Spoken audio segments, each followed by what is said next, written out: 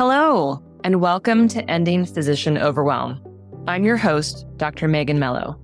I'm a family and obesity medicine physician, as well as a certified life coach for physicians.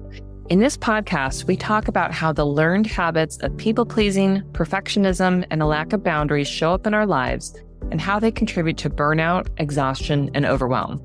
The healthcare system is broken, my friends, but let's not wait for it to be fixed in order to feel better. Well, hello, my friends, and welcome to another episode of Ending Physician Overwhelm. I'm so glad that you're here. Today, we're going to be talking about a question to be asking yourself, which is, what is the story in my head? And before we dive into the issue, I want to call out that we are not going to be gaslighting ourselves here.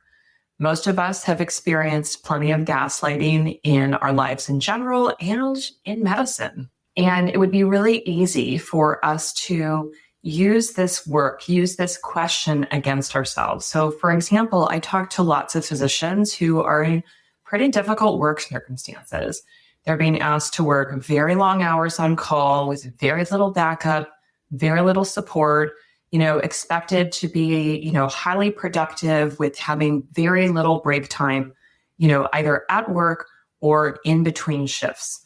Right? Being asked to take unpaid work, being asked to do things that are just not reasonable for humans to do for years and years on end.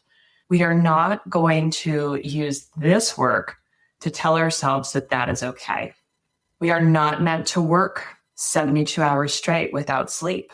We are not meant to go 14 hours without eating or using the bathroom. So do not use this work to take yourself to that place. All right. But why are we bringing this up? So we all make up stories in our minds. That is what human beings do. It is not special to you or me or to medicine. It is just what our human brains do. It's what they're designed to do. We like to believe that as physicians, we are fact-driven. We operate based on evidence and science and data and knowledge. But our brains are wired for story. They all are.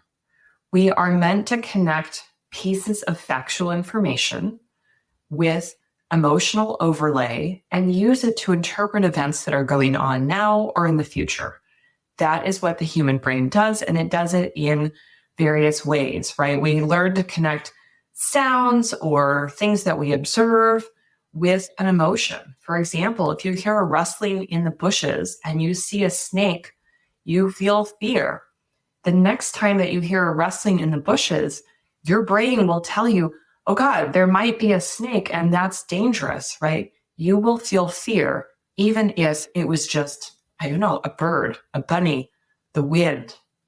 We are wired to create story. And from an evolutionary perspective, that is what has helped keep us safe. It has helped to protect us from danger.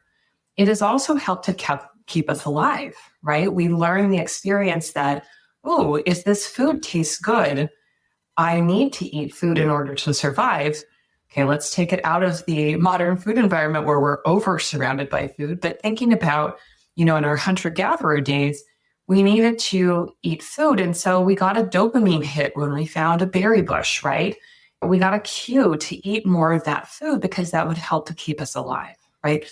There are very primitive biological drivers of this need to create story. And so again, this is just something that we're all wired to do, but it can very easily take us into places where we are keeping ourselves stuck, making things more difficult for ourselves. And that's really what we're going to talk about today. So where does this come up? I want to share a few examples of things I've heard recently from my clients and see what resonates with you. And then we'll talk about what we're going to do about it. So one client who I was working with was really trying to work on getting her health goals. She had some weight struggles and was looking for help with that. But she found that she was constantly getting distracted because her house was not very organized. Now, this is a hardworking female physician. She has a family. She has multiple people living under her roof, right? And it is hard when you live with other humans and you are a human to keep your house organized, right? Especially if those other humans are not so interested in helping you with that task. They're not bothered by it. But every time we would talk about, hey, what's going on? What's getting in the way? How do we want to move forward? She would find herself being really stuck, that she had these other things in her mind that she needed to do first. Now, what is the connection there between her house being organized and being able to take care of her health? Right? If we dive into that story, we could see that maybe she feels like she has to take care of, what society's priorities are first, right? Thou shalt have a clean house before she could attend to her own health and well-being. Maybe she thought that she would feel more calm, that if the house was organized, she would feel more calm, that would give her more bandwidth to be able to take care of her own health, right? Perhaps she thought, well, then I'll finally have time. There are a lot of different potential areas where we might be telling ourselves a story in order to, make meaning of the fact that we haven't started to take care of our health. I see that story over and over again with clients and with patients, right?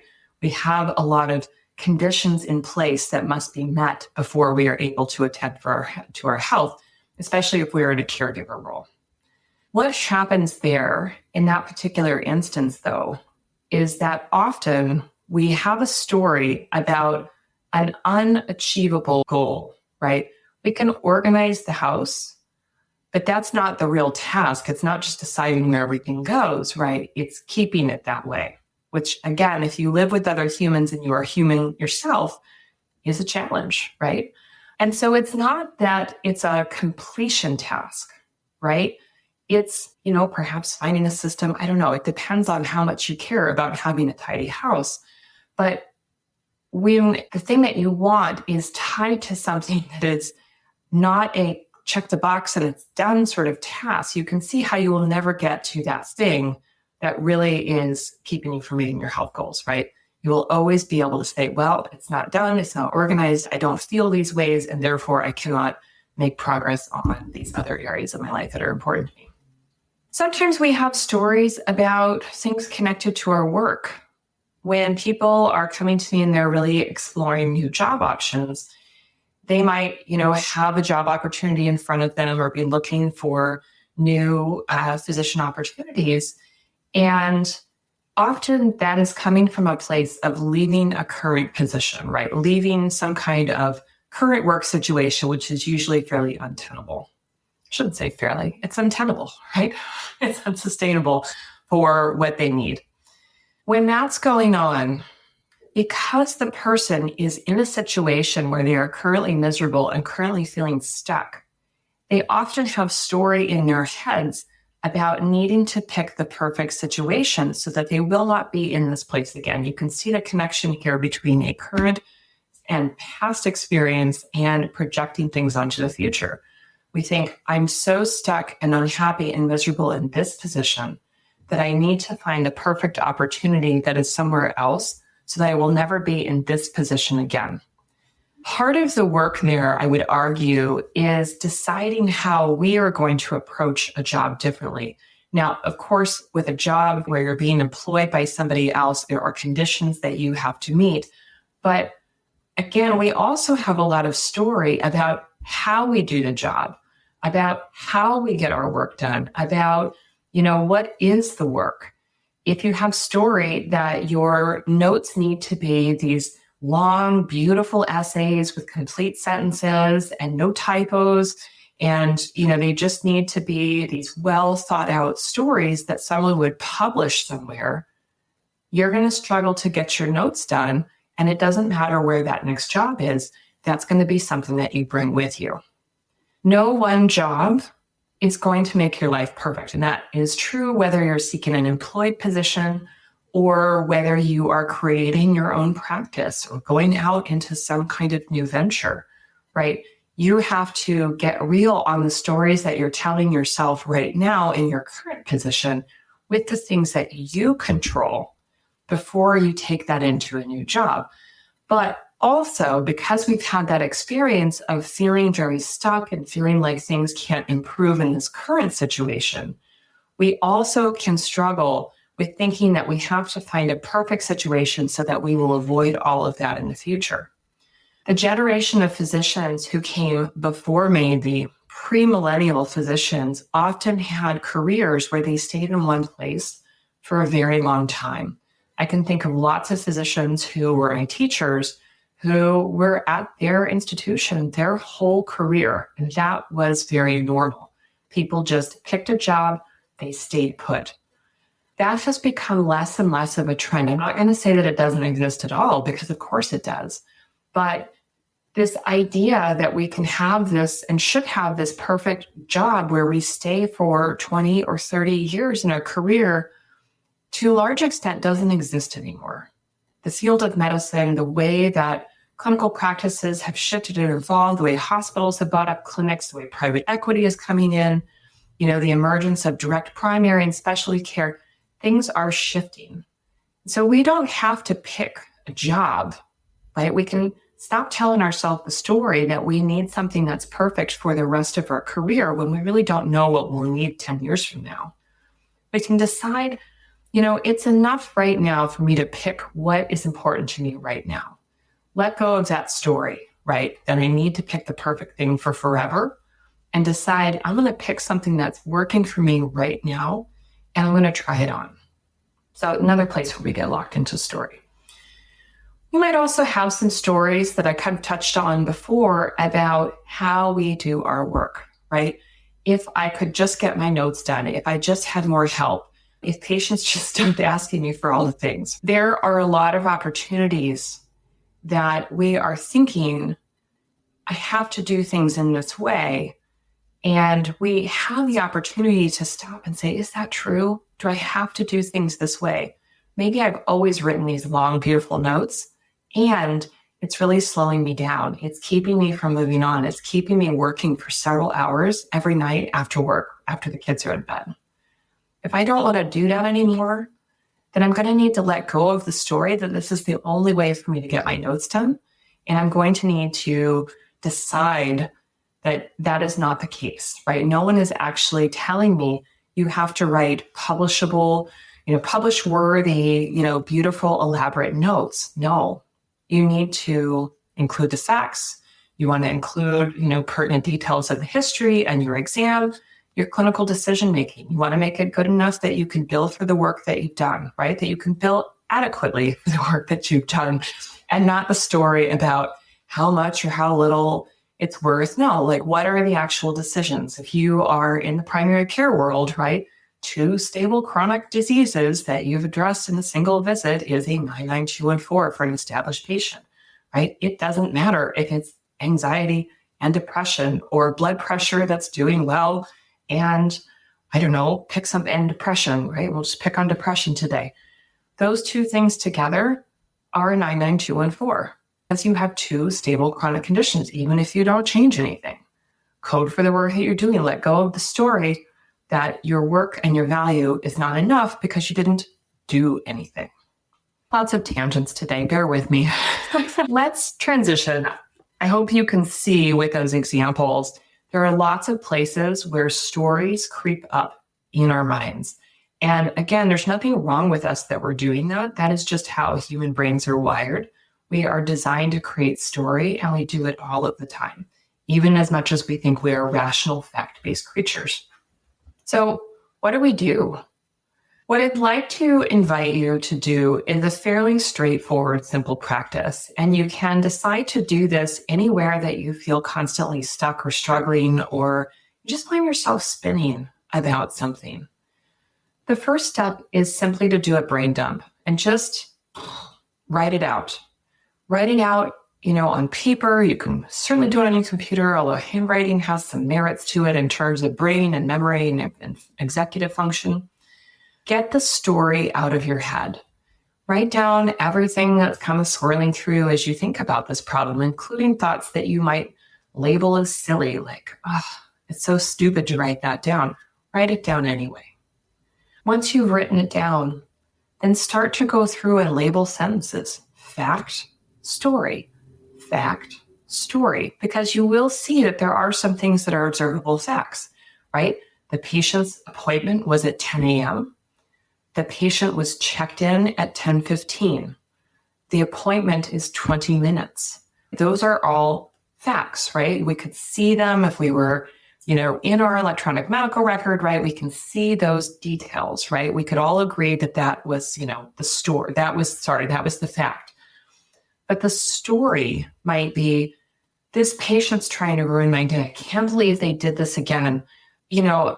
How does the front desk not know that we have a policy where they shouldn't check people in that late, right? They should reschedule, right? We can have a lot of story about what's going on. And it doesn't mean that we don't take actions or steps or, say no or make a different decision. But if I'm sitting here thinking that the patient is trying to ruin my day, and I'm thinking that I have to see them, even though maybe we have a policy that if they check in 10 minutes late, I don't have to see them, but they got checked in anyway, right? I could still say no. There are lots of opportunities there for, me to make a different decision. But if I'm caught up in the story that this patient's trying to ruin my life, that the front desk doesn't care, any number of other details, that I've filled in, then I'm probably going to be emotionally spent. I'm not going to say no. I'm going to be frustrated. Maybe I'm going to be hurt or irritable. Any of it, that's not going to create a good experience, right? But you can see if I'm caught up in the story and the emotions, I am draining my energy. When you've got it teased out, what is fact and what is fiction? Then start to look at what happens when I believe this story. What happens when I tell myself this story? If I tell myself that this patient is trying to ruin my day, what does that create for me? Whether or not I see them, right? It probably doesn't create good emotions. It probably doesn't help, my energy. It probably doesn't help me to be kind or polite. It probably just creates a whole lot of yuck, a whole lot of feeling like people are out to get me. And, I have felt that way about patients, and I know that other people feel that way about patients as well. So what happens when I believe the story that the patient intentionally showed up late and is trying to ruin my day, right? Not good things. Now, what would be more helpful? I can look at, kind of the details. They checked in late. I know that they're there for a not urgent issue. I could choose to, chat with them for a few minutes and maybe check their blood pressure and say, okay, we're going to continue on this medicine. I'd like you to go get your labs. And that's all we have time for today. I could choose to have a very short curtailed visit and not be involved in my story. I can simply say, I'm sorry, unfortunately, we're not going to be able to do, the whole visit today. And this is what we're going to be able to do. I could communicate to my front desk that I'm not going to be able to see them today. It would be more helpful to decide that I have some agency here, to decide, that person is probably having a bad day. I don't know what happened, but they showed up late. I know I hate being late. Maybe if I have the bandwidth, maybe I will see them. Decide for yourself what is going to be more helpful. If the generous assumption that you can make about them is that they're frazzled and they're not going to be in a good place to discuss treatment for whatever they're coming in for, then maybe we're going to make the decision, we were going to have a difficult conversation today. And I think that I'm just going to choose to say, no, we can't have this conversation today. They're going to need to come back, right? It's going to be more helpful for me to, make some executive decisions about what is in my capacity, what might be in their capacity, and just decide that that's what I'm going to go with. You won't land on perfect solutions here, but if we can start to separate in our brain what is fact and what is fiction, we have much more opportunity to be able to frame things in a way that's helpful for ourselves. We have much more autonomy. We have much more ability to, I don't want to say control our experience, because that sounds, control freak and perfectionistic, but we have more ability to create an experience that we want, to be able to be in control of our decisions, to be able to be acting with autonomy, to be acting with generosity towards other people, rather than feeling really hemmed in. So again, those steps are, kind of write the brain down, get it all out of your head, identify what is fact and what is fiction, and then ask myself, is that story helpful? Are there other stories here that might be more helpful? Do I know that that is the story? And how am I different when I assume that that is the story or if I choose a different story, right? We have the opportunity to create a different lived experience. And we can only do that if we really get clear on, oh, my brain is telling me that this might be the reason, right? They showed up late. My friends, I'm going to leave it at that for today. I hope that this has been helpful, and please reach out with your questions and comments. I'd love to hear from you. If you're looking for some support with doing this work in your own life, please go to my website, which is www.healthierforgood.com, and you can schedule a free one-on-one consult for us to talk about working together. Until next time, have a great rest of your day. Take care. Bye-bye.